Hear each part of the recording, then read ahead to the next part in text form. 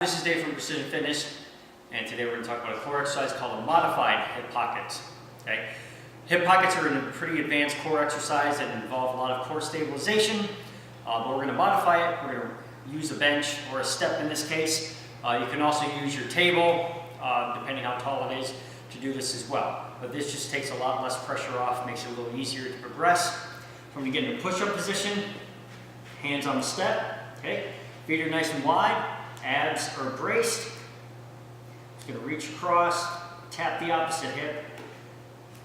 Okay, you got to keep everything nice and tight. Do not let your hips rotate. That's why my abs are braced, my butt cheeks are tight.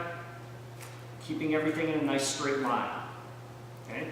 Now, if this bothers your wrists, you may either want to think about trying something a little higher, okay, or get a pad.